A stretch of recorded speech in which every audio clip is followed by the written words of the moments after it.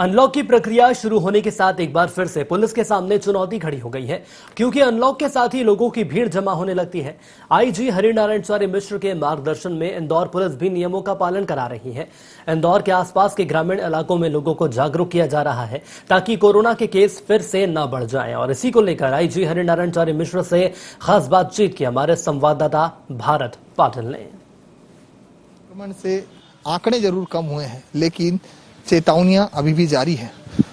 जिस तरह प्रशासन के लिए एक बड़ी चुनौती थी, सरकार के लिए बड़ी चुनौती थी, पुलिस विभाग के लिए भी एक बड़ी चुनौती बना है। किन चुनौतियों के साथ अब हम अनलॉकडाउन के लिए बढ़ेंगे और क्या इसमें जनता को एहतियातन बरतना पड़ेगी, ऐसे तमाम सवाल हैं।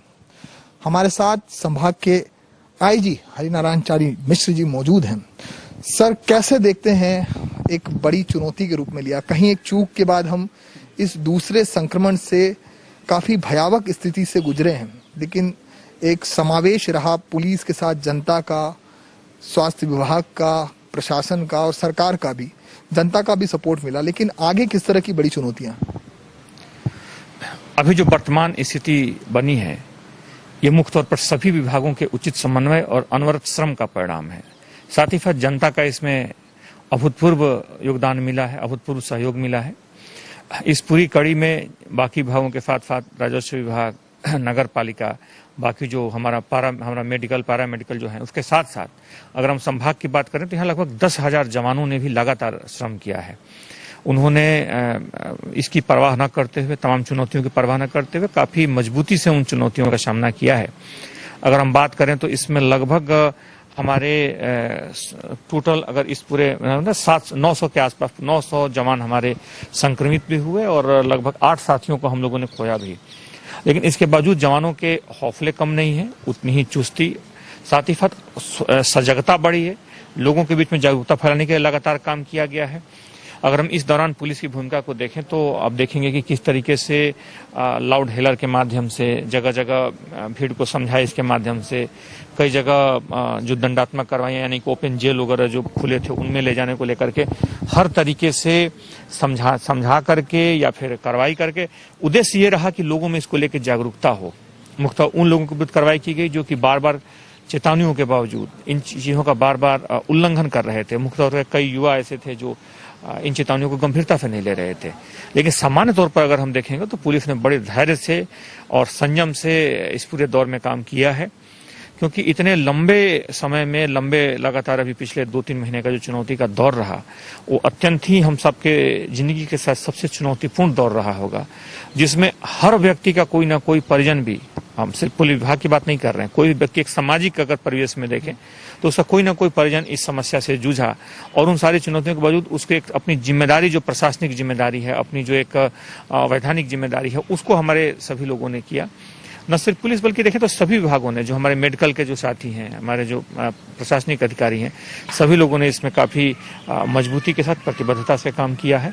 और अंततः उस संयुक्त अभियान के तहत एक संयुक्त जो लगातार कार्रवाइयां हुई, जो सभी लोगों की एक संयुक्त समन्वय से जो लगातार प्रयास चलते रहे, उसका परिणाम ये हुआ कि आज हम एक बेहतर मुकाम पर खड़े हैं।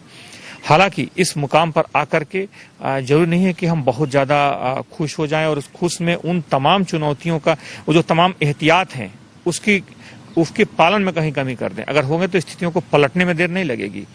सर, ये जनता कर्फ्यू में एक चीज देखी गई है, खासकर मनोवैज्ञानिकों की अगर बात की जाए तो काफी दिनों तक घरों में रहने के बाद कई लोग एक डिप्रेशन के शिकार हुए हैं, कई आर्थिक एक तंगी भी है, आर्थिक स्थितियां भी है। ऐसे में कैसे देखते हैं कि अपराधों को भी एक रोकना है? कहीं ना कहीं एक अपराध की एक शुरुआत आदमी के मानसिक संतुलन से बढ़ती है। उसके मानसिकता अगर कहीं ना कहीं डिस्टर्ब होती तो वो अपराध की तरफ जाता है। तो ये एक बड़ी चुनौती रहेगी इस अनलॉकडाउन में। बदलते परिवेश ने हमारे सामाजिक, आर्थिक हर तरह के जीवन को बदला है, अंतर संबंधों को बदला है और मुख्य तौर पर ऐसे में कई उलझनें भी पैदा हुई हैं, कई विरोधाभास भी पैदा हुए हैं, जिसमें जब हम एक सामाजिक जीवन जीते हैं, एक स्वतंत्र रूप से रहते हैं, उसमें इंटरेक्शन का लेवल बढ़ता है। लेकिन हम अगर देखते हैं कि एक छोटे से कमरे में कुछ लोग कैद हैं, लगातार ऐसी नकारात्मक खबरों को देख रहे हैं, उसमें अवसाद में आ रहे हैं, झुंझलाहट बढ़ रही है, तो ऐसे में मानसिक समस्याएं भी पैदा होती हैं। उन समस्याओं के लिए आवश्यक है कि उन समस्याओं से उबरने के लिए कि हम एक सकारात्मक सोच रखें, अच्छी पुस्तकें पढ़ें, अच्छी चर्चाएं करें, सकारात्मक जो बहुत सारे अच्छे अच्छे पुस्तकें और दार्शनिकों के जो बहुत सारे हमारे आसपास सामग्री पड़ी हुई है, अब इंटरनेट की दुनिया से हम जुड़े हुए हैं, उन चीज़ों का अवलोकन करें, जो चीज़ें हमारे जीवन में सकारात्मकता भरें, उन चीज़ों का ही अभी हम उन चीज़ों को ही ग्रहण करें, उन चीज़ों पर ही हम ध्यान दें, फोकस करें, क्योंकि न किसी भी तरह की नकारात्मकता जो हमारे जीवन में आएगी वो हमें कमज़ोर करेगी और किसी भी तरह की सकारात्मकता इस बीमारी से, इस चुनौती से लड़ने में हमें मजबूत बनाएगी। कई तस्वीर तो वाकई ही पुलिस की जो जिम्मेदारियां हैं, चुनौतियां हैं, वो हर दिन एक नई चुनौतियां पुलिस के सामने आती है। लेकिन इस अदृश्य वायरस ने जो चुनौतियां दी थी, जो पुलिस और फ्रंट वॉरियर के साथ साथ सड़कों पर नजर आई थी, वो वाकई ही देखने लायक था। लेकिन हमारा भी निवेदन है कि सजग रहे, सरल रहे और सुरक्षित रहे। कैमरा पर्सन नरेंद्र गोस्वामी के साथ भारत पाटिल, IND24 न्यूज, इंदौर।